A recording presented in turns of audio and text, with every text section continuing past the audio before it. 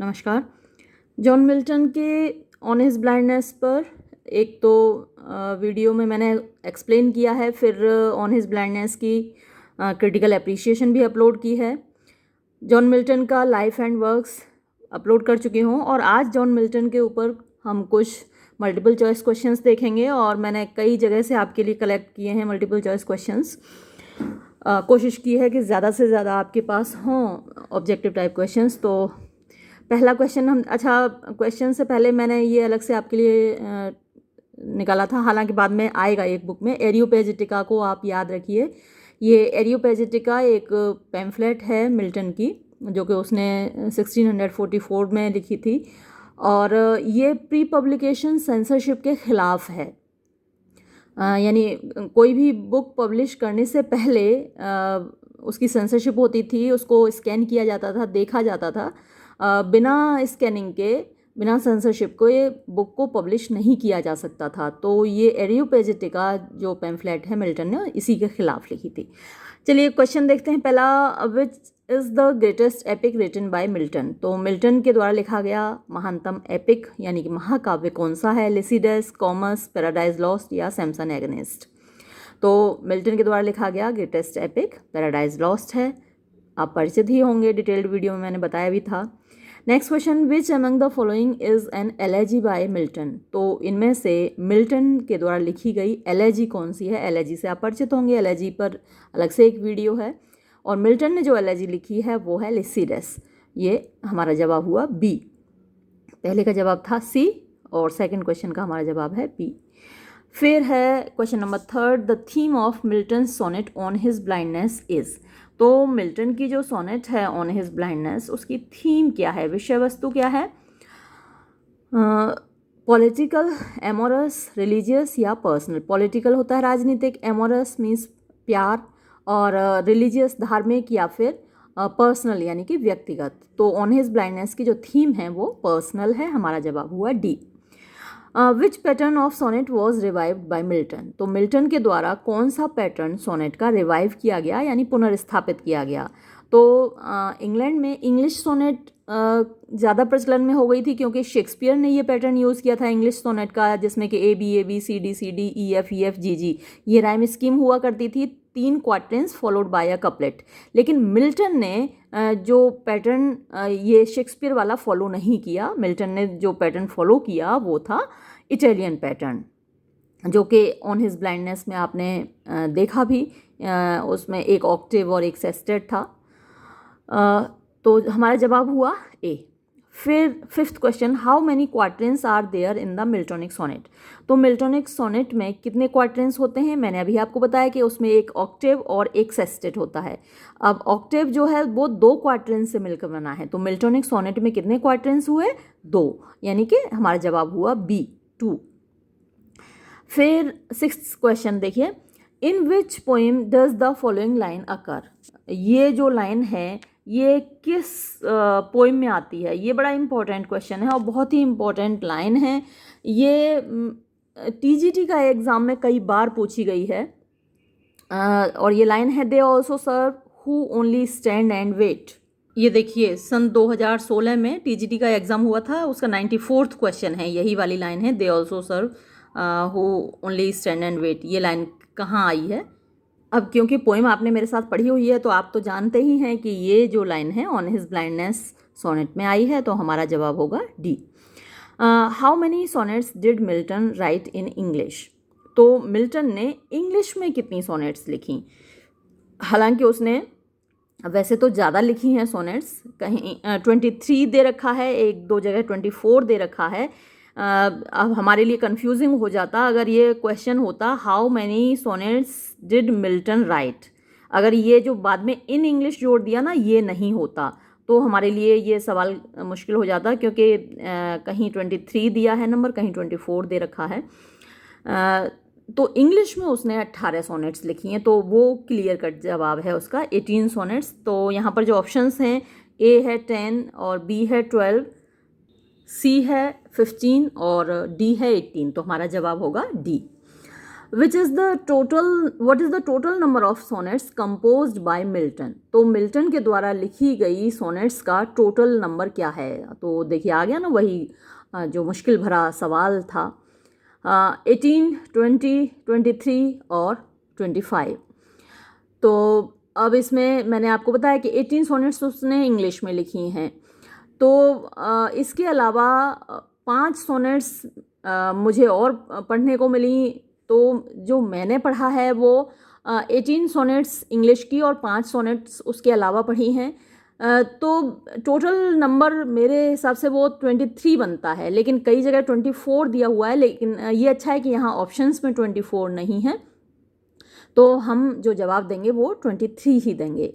हमारा जवाब यहाँ रहेगा सी। What is Milton lamenting in his poem on his blindness? तो on his blindness poem में किस चीज़ पर lament माने विलाप करना होता है। तो विलाप कर रहा है, रो रहा है Milton. God's blindness, his own blindness, ingratitude of his daughters, the loss of his poetic talent। तो किस बात पर रो रहा है। हालांकि यहाँ आप जो दो चीज़ें हैं, the loss of his poetic talent, इस पर भी वो कह रहा है ना कि मेरी जो पोइटिक टैलेंट है वो बेकार पड़ी हुई है। और ऑन हिज ब्लाइंडनेस, अपनी जो अंधेपन पर भी वो रो रहा है। अब क्योंकि जो टाइटल है वो ऑन हिज ब्लाइंडनेस ही है, तो हम जो यहाँ लगाएंगे आंसर देंगे ऑन हिज ब्लाइंडनेस को ही जवाब देंगे हम। तो हमारा जो जवाब यहाँ होगा बी होगा, ऑन हिज ब्लाइंडनेस। तो यहाँ पर वो अपनी अंधेपन पर रो रहा है Milton. 10th question, whom does Milton blame for the loss of his eyesight in his poem on his blindness? तो अपनी कविता on his blindness में किसको ब्लेम करता है, किस पर को दोष देता है मिल्टन अपने अंधेपन का। His overstress, God, himself या nobody। तो अगर यहाँ पर कोई दोषी है तो वो खुद मिल्टन है, खुद अपने को ही वो दोष देता है।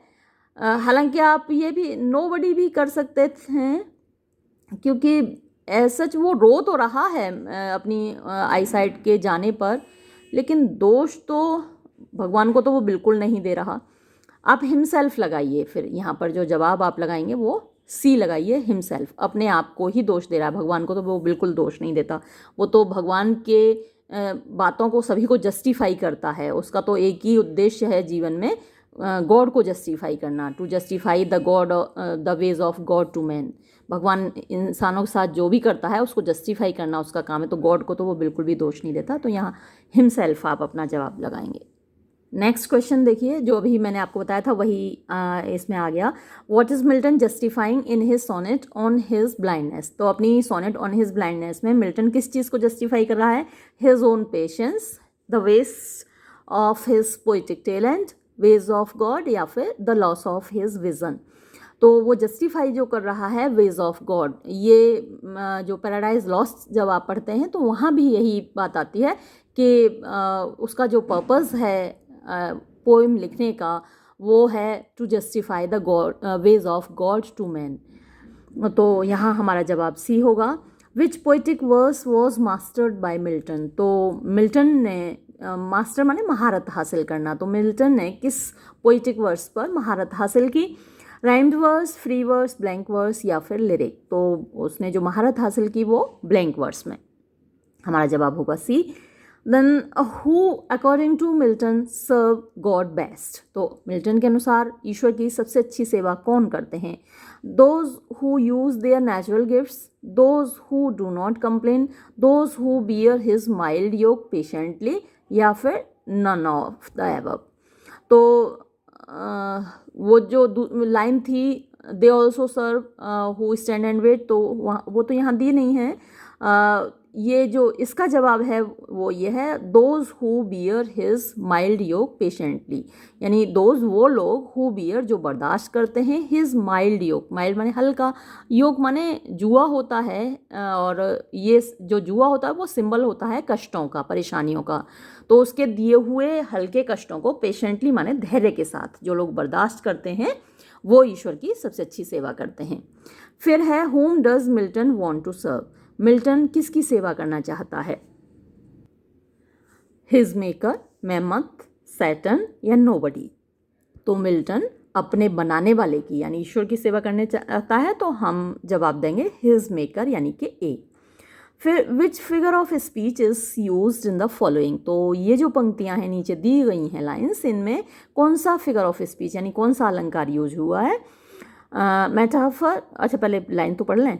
But patience to prevent that murmur soon replies, but लेकिन पेशेंस धैर्य, टू प्रिवेंट रोकने के लिए, दैट मर्मर उस बड़बड़ाहट को, सून रिप्लाइज जल्दी ही उत्तर देता है।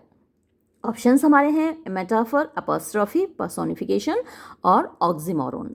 तो जो पेशेंस है वो उत्तर देता है। अब उत्तर कौन दे सकता है, इंसान दे सकता है ना, जवाब कौन दे सकता है, तो जवाब देने का काम इंसान कर सकता है। तो यहाँ पर पेशेंस को एक इंसान के रूप में डील किया गया है, ट्रीट किया गया है, तो जो फिगर ऑफ स्पीच है वो कौन सा हुआ, पर्सोनिफिकेशन। तो हमारा जवाब होगा सी। ये कुछ और क्वेश्चंस हैं, ये दूसरी बुक से मैंने लिए हैं। When was Milton born, Milton कब पैदा हुआ था, 1606, 1607, 1608 या 1609। तो डिटेल्ड वीडियो आपने मेरे साथ पढ़ाई है डिटेल में, तो उसको आपको मालूम ही होगा कि मिल्टन 1608 में पैदा हुआ, हमारा जवाब होगा सी। फिर when did he become completely blind, तो वो पूरी तरह अंधा कब हुआ, 1650, 1651, 1750 या फिर 1652। तो वो कम्प्लीटली ब्लाइंड हुआ 1652 यानी 1652 में, हमारा जवाब होगा डी। फिर है what is the poetic form of on his blindness, on his blindness की पोइटिक फॉर्म क्या है ये आप जानते हैं, लिरिक, ओड, सोनेट या एपिक। तो सीधा सा जवाब है सोनेट यानी कि सी। फिर है who wrote the epic the Paradise Lost, तो Paradise Lost epic John Milton ने लिखा है, तो हमारा जवाब हुआ A. Next question, in the beginning the sonnet reflects, तो शुरुआत में जो सोनेट है ऑन हिज ब्लाइंडनेस वो क्या दिखाती है, रिफ्लेक्ट मैंने दिखाना, प्रतिबिंबित करना।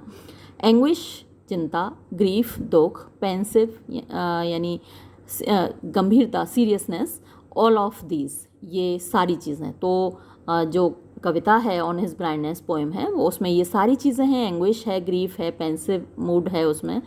तो हमारा जो जवाब होगा वो होगा D.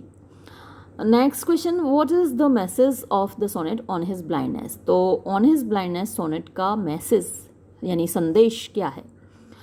Renunciation to God, do action, believe in mercy of God, all of these. तो रिनंसिएशन टू गॉड का मतलब होता है अपने आप को ईश्वर के ऊपर छोड़ देना, डू एक्शन मतलब कि काम करना, believe in mercy of God ईश्वर की दया पर विश्वास करना, और ऑल ऑफ दीज। तो ये सारी चीज़ें ऑन हिज ब्लाइंडनेस पोएम में हैं, तो हमारा जवाब होगा डी। फिर है व्हाट इज़ एंजाममेंट, एंजाममेंट क्या होता है, ये आपके लिए बहुत इंपॉर्टेंट है, लिटरेरी टर्म्स आते हैं, कॉम्पिटिशन्स में भी आते हैं, और टीजीटी वालों के लिए ये बहुत इंपॉर्टेंट है। अब देखिए पहले ऑप्शंस देख लेते हैं। कंटिन्यूएशन ऑफ अ सेंटेंस और phrase from one line to the next, a pause in the middle of a line in the poem, इन दो बार टाइप हो गया है, कंपैरिजन या फिर नन ऑफ दीज। तो एंजाममेंट का मतलब होता है कंटिन्यूएशन ऑफ अ सेंटेंस और phrase from one line to the next, यानी एक लाइन से दूसरी लाइन में जब कोई सेंटेंस कंटिन्यू करता है तो वो एंजाममेंट कहलाता है। और जब कोई लाइन जो सेंटेंस एक लाइन में ख़त्म हो जाता है वो एंड स्टॉप्ड लाइन कहलाती है। इसका एंजाममेंट का जो अपोजिट कहा जाएगा वो एंड स्टॉप्ड लाइन होती है। तो ये भी आप याद रख लीजिए, इसलिए मैंने आपके लिए नोट कर दिया है, अपनी नोटबुक में अलग से लिख लीजिएगा आप, एंजाममेंट और एंड स्टॉप दोनों को लिख लीजिएगा। नेक्स्ट क्वेश्चन है what is the meaning of talent in the poem, तो ये जो पोएम है उसमें टैलेंट का मतलब क्या है। Money according to biblical story, poetic talent, both, none of these. तो यहाँ जो टैलेंट है ऑन हिज ब्लाइंडनेस में वो पोइटिक टैलेंट है, यानी मिल्टन के अंदर जो कविता लिखने का की टैलेंट है, जो हिंदी में बोलें तो प्रतिभा बोलते हैं, तो पोइम्स लिखने का जो टैलेंट है वो यहाँ पर बात की गई है। तो जवाब हमारा होगा B. What is the rhyme scheme of the sonnet on his blindness, तो ऑन हिज ब्लाइंडनेस की राइम स्कीम क्या है, मैंने आपको जब पढ़ाई थी सोनेट तो मैंने आपको बताई भी थी उसकी राइम स्कीम। यहाँ जो ऑप्शंस दिए हैं A B C D E F G, ये तो शेक्सपियरियन सोनेट की राइम स्कीम होती है। A B B A C D E D C D, ये भी राइम स्कीम नहीं है ऑन हिज ब्लाइंडनेस की। जो राइम स्कीम है A B B A C D E, ये राइम स्कीम है। तो हमारा जवाब होगा बी। और नन ऑफ दीज, तो ये तो गलत आंसर है। हमारा सही जवाब है बी, ए बी बी है, ए बी बी है, सी डी ई, अच्छे से याद कर लीजिएगा ये। नेक्स्ट क्वेश्चन है, Milton is known for. Milton किस चीज़ के लिए जाना जाता है? Grand style, renaissance element, Christian religion, all of these. तो मिल्टन इन सभी के लिए जाना जाता है। ग्रैंड स्टाइल भी है उसके पास, रेनेसां एलिमेंट भी है, क्रिश्चियन रिलीजन भी है, तो हमारा जवाब होगा डी। ये एक तीसरी किताब है, इसमें देख लेते हैं, एक दो क्वेश्चंस इसमें भी अच्छे दिए हुए हैं। एक तो ये on his blindness, famous poem of Milton is a sonnet, ये तो कोई ख़ास नहीं, ये तो हो ही चुका है, तो यहाँ तो ए जवाब होगा। फिर ये वाला देखिए, कभी कभी क्या होता है कि दूसरों के कमेंट्स पूछ लिए जाते हैं, अक्सर जो कॉम्पिटिशन्स हैं उनमें तो पूछे ही जाते हैं, टीजीटी का एग्ज़ाम में तो इस टाइप का ही क्वेश्चंस बहुत ज़्यादा आते हैं। Milton is undoubtedly one of the few great poets. Milton निस्संदेह महान कवियों में से एक है in the history of the world, यानी संसार के इतिहास में। हु कमेंट्स, तो ये कमेंट किसका है? सेंट्सबरी का है, ड्राइडन का है, हेजलिट का है, या फिर नन ऑफ दीज। तो ये जो कमेंट है वो सेंट्सबरी का है।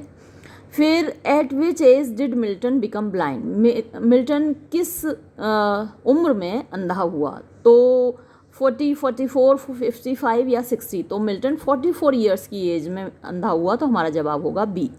फिर है मिल्टन, यहाँ दाव होगा, THOU thou. Milton thou shouldst be living at this hour, Milton तुम्हें इस वक्त जिंदा होना चाहिए था। हु कमेंट्स, किसने कहा? तो ये वर्ड्सवर्थ, ब्राउनिंग, टेनिसन या नन ऑफ दीज। ये जो स्टेटमेंट है वो वर्ड्सवर्थ का है। वर्ड्सवर्थ कहता है मिल्टन को कि मिल्टन तुम्हें इस वक्त जिंदा होना चाहिए था, तो ये जवाब होगा ए। ये एक और चौथी किताब है, काफ़ी पुरानी किताब है, लेकिन इसमें मिल्टन पर कुछ बहुत अच्छे क्वेश्चंस दिए हुए हैं, और ख़ासकर जो TGT वाले लोग हैं, और मैं तो आप सेकंड सेमेस्टर वाले बच्चों से भी कहूँगी कि आप अभी से तैयारी अपनी शुरू कर दीजिए। लास्ट मोमेंट पे उस वक्त कॉम्पिटिशन्स की तैयारी नहीं हो पाती। तो ये क्वेश्चंस देख लेते हैं। What was Milton's purpose in writing paradise Lost? तो मैंने जैसे आपको पहले ही बता दिया था कि मिल्टन का जो उद्देश्य है वो भगवान के तौर तरीक़ों को जस्टिफाई करना है ना, तो जवाब हमारा होगा justifying the ways of God to man. फिर इसमें सेकंड क्वेश्चन है, Milton's Paradise Lost is written in. तो मिल्टन का जो पैराडाइज लॉस्ट है वो ब्लैंक वर्स में लिखा हुआ है, हमारा जवाब होगा डी। फिर the view better to reign in hell than to serve in heaven, यानी ये जो बात है कि भाई जो नर्क है, नर्क में राज्य करना स्वर्ग में सेवा करने से, गुलामी करने से ज़्यादा अच्छा है। ये कहाँ कहा गया है? Has been expressed in Paradise Lost by. अच्छा, किसके द्वारा कहा गया है ये भी आपको याद रखना है, सैटर्न ने कहा है ये बात। फिर Paradise Lost is the greatest epic in English language, तो जवाब हमारा होगा बी। फिर है Milton's prose writing include 25 pamphlets written in English and, ये ग्रीक नहीं होगा या लैटिन होगा, इंग्लिश और लैटिन भाषा में लिखी गई 25 पैम्फलेट्स हैं उसकी। फिर है Milton's Paradise lost consist of 12 books. Milton का जो पैराडाइज लॉस्ट है इसके बारे में आपको ख़ासी जानकारी रखनी है, तो ये 12 बुक्स में लिखा गया है। फिर है John Milton was born in London, और ये अभी 1608 में पैदा हुआ था, ये तो अभी आप देख ही चुके हैं, मैं पहले भी डिस्कस कर चुकी हूँ, और यहाँ डेट और दी हुई है, तो वो 9 दिसंबर को पैदा हुआ था, 9 दिसंबर 1608। He was according to Aubrey a poet at the age of 10, तो वो ऑब्रे के अनुसार 10 साल की उम्र में एक कवि बन गया था। हियर ही रेफर्स टू, यहाँ ही का मतलब है जॉन मिल्टन। फिर Paradise lost was published in, Paradise lost कब प्रकाशित हुआ? 1667 में, यानी 1667 में, तो हमारा जवाब होगा सी। फिर how many pounds did Milton receive for paradise lost? Paradise lost महाकाव्य लिखने के लिए मिल्टन को कितने पाउंड मिले? तो इसका जवाब है 10 पाउंड, और उस वक्त 10 पाउंड की बहुत कीमत होती थी, तो उसको 10 पाउंड मिले। 11th क्वेश्चन देखिए, Milton's personality fused the renaissance and. Milton के व्यक्तित्व में फ्यूज माने मिश्रण था रेनेसां का और किस चीज़ का? प्यूरिटनिज्म का, तो हमारा जवाब होगा ए। फिर blank space was a Puritan and Christian, तो मिल्टन था जो कि एक प्यूरिटन भी था, क्रिश्चियन भी था, तो ऊपर भी आ चुका है कि प्यूरिटनिज्म है उसकी पर्सनैलिटी में। फिर है who is the hero of paradise lost. Paradise Lost का हीरो कौन है? तो लोग सैटर्न को मानते हैं, लेकिन सैटर्न नहीं है, ये जो टिक लगा हुआ है गलत है। सैटर्न हालांकि बहुत स्ट्रॉन्ग पर्सनैलिटी है, और बुक 1 में जब आप सैटर्न को पढ़ते हैं, उसकी बातों को सुनते हैं, तो ऐसा लगता है जैसे वही हीरो हो, लेकिन वो विलेन है, वो खलनायक है, वो हीरो नहीं है। जो हीरो है इसका वो एडम है। तो हमारा जवाब डी होगा, ये बी नहीं गलत लगा रखा है, जवाब हमारा होगा डी, एडम पैराडाइज लॉस्ट का हीरो है। फिर Milton wrote his first great poem and in the age of. तो मिल्टन ने अपनी पहली जो कविता है किस उम्र में लिखी? तो उसने जो अपनी पहली कविता है वो 22 साल की उम्र में लिखी। हालांकि कहीं 21 दे रखा है, लेकिन 21 सही जवाब नहीं है, क्योंकि उसने जो पहली कविता लिखी वो थी ऑन शेक्सपियर, और ये जो ऑन शेक्सपियर कविता है ये 1630 में उसने लिखी, और 1608 में वो पैदा हुआ। अभी अभी हमने देखा 1608 में पैदा हुआ, तो 1608 से 1630 तक कितने साल हुए? 22 साल हो गए ना। तो इसलिए हमारा जो जवाब है 21 साल ना होकर 22 साल होगा। ऑन शेक्सपियर उसने कविता लिखी 1630 में। फिर है next question, the Paradise lost was completed in the year. तो पैराडाइज लॉस्ट पब्लिश कब हुआ? ये तो हम पहले ही देख चुके हैं, 1667 में पब्लिश हुआ, लेकिन वो लिख तो पहले ही चुका था ना, कंप्लीट तो पहले ही हो चुका था। तो कब कंप्लीट हो चुका था? वो 1663 में, यानी 1663 में ही कंप्लीट हो चुका था। फिर how many times did Milton marry? Milton ने शादी कितनी बार की? तो मिल्टन ने 3 शादियां की थी, तो हमारा जवाब होगा सी, 3। 17th क्वेश्चन देखिए, what was the name of Milton second wife? Milton की दूसरी पत्नी का नाम क्या था? तो मिल्टन की दूसरी पत्नी का नाम था कैथरीन वुडकॉक। अच्छा, अब यहाँ पर दूसरी पत्नी का नाम पूछ लिया गया, आपसे पहली पत्नी का नाम भी पूछा जा सकता है और तीसरी पत्नी का नाम भी पूछा जा सकता है। तो आपको याद रखना है कि मैरी पावेल उसकी पहली पत्नी थी, कैथरीन वुडकॉक उसकी दूसरी पत्नी थी, और एलिजाबेथ मिंशल, ये जो सी दिया हुआ है, ये उसकी तीसरी पत्नी थी। मैरी पावेल, कैथरीन वुडकॉक और एलिजाबेथ मिंशल, तीनों का ही याद रखिए कि पहली कौन सी थी, दूसरी कौन सी थी और तीसरी कौन सी थी। कोई सी भी पत्नी का नाम आपसे पूछा जा सकता है, नोट कर लीजिएगा अपनी नोटबुक में। नेक्स्ट क्वेश्चन है, the Paradise Regained came to be written finally in the year. Paradise Regained किस साल में लिखा गया? अच्छा, ये जो है मुझे इसका एक भी इसका आंसर सही नहीं लग रहा। हालांकि इसमें जो दिया है 1667, इसमें तो पैराडाइज लॉस्ट पब्लिश हुआ था। पैराडाइज रिगेन्ड जो आया वो 1671 में आया है ना। तो जो हमारा जवाब होगा वो 1671 ऑप्शंस में होगा, आएगा ना। तो आप 1671 लगाइएगा, इसको नोट कर लीजिए कहीं, क्योंकि यहाँ तो ऑप्शंस में दे नहीं रखा है। सही जवाब पैराडाइज रिगेन्ड का है 1671, 1671 में पैराडाइज रिगेन्ड पब्लिश हुआ। 19वां सवाल देखिए, who wrote Lycidas in the year 1637। तो 1637 में लिसिडस किसने लिखा? मिल्टन ने लिखा। अभी इससे पहले आया भी था कि मिल्टन ने जो एलेजी लिखी है वो कौन सी एलेजी है? लिसिडस है। तो ये आप जानते ही हैं। In which year did Milton have total eclipse of his eyesight. तो किस साल मिल्टन का जो आई साइट है वो टोटल इक्लिप्स यानी पूरी तरह ख़त्म हो गई, अंधा हो गया पूरी तरीके से, तो ये 1652 में हुआ वो। Who calls Milton a God gifted organ voice of England. तो ये किसने कहा है भाई मिल्टन के बारे में? ये टेनीसन ने कहा है। मिल्टन एरियोपेजिटिका इज, देखिए तो आ गया ना, मैंने कहा था ये काफ़ी इंपॉर्टेंट है। एरियोपेजिटिका के बारे में अक्सर सवाल पूछ लिया जाता है, बहुत फेमस पैम्फलेट है मिल्टन की। तो ये जो पैम्फलेट है वो है अ plea for the freedom of press.